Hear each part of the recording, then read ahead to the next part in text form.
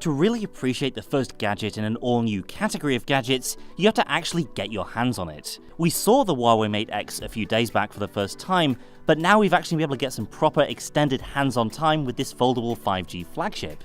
So it's time for a more considered opinion.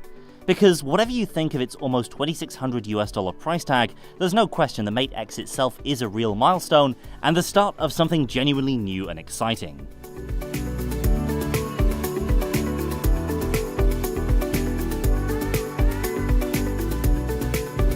So first, a quick recap of the basics. This is an 8-inch tablet-like gadget that folds in half to form a main screen area at 6.6 inches and a secondary screen area around the back at 6.38 inches.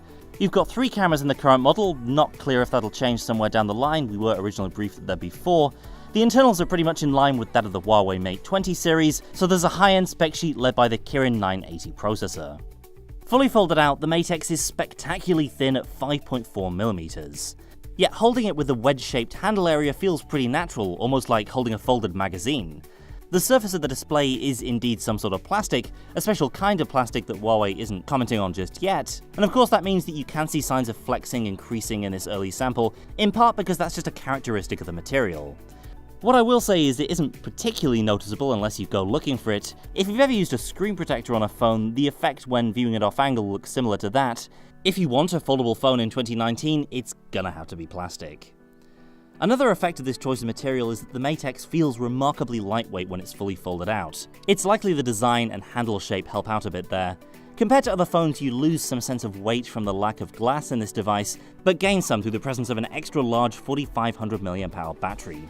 It goes from feeling almost magical when it's flat, to feeling a little bit chunky when you one-hand it like this.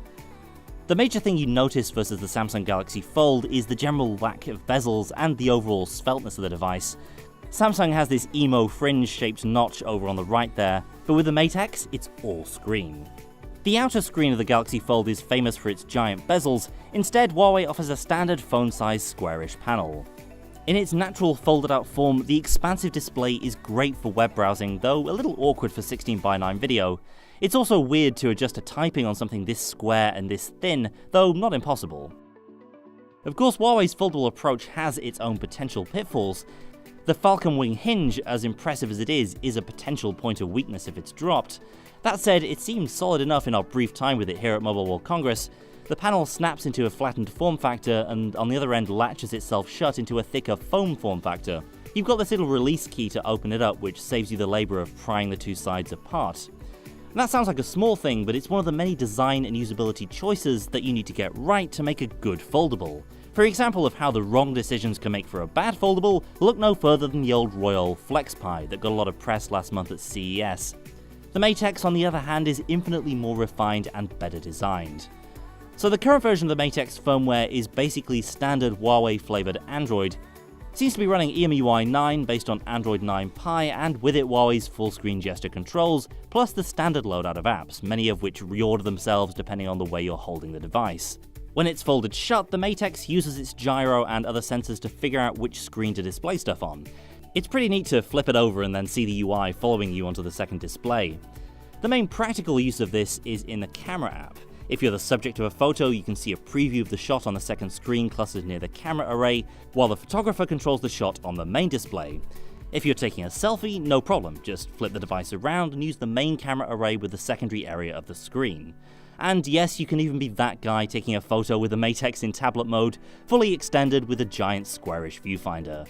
With a price tag north of €2,200, Huawei surely knows it's not going to sell these devices in droves. It's much more about showing what finally is possible in a mobile device, and a very tangible example of what spending billions on R&D over upwards of a decade can actually get you. Any long-term conclusions are going to have to wait though. We're still months away from the retail launch of the Mate X, but I'm excited to spend more time with it, and to figure out how this extremely new and cutting-edge gadget can fit into my life and my workflow. That's it for now. Be sure to subscribe for more from MWC here in Barcelona. Thanks for watching, and I'll see you next time.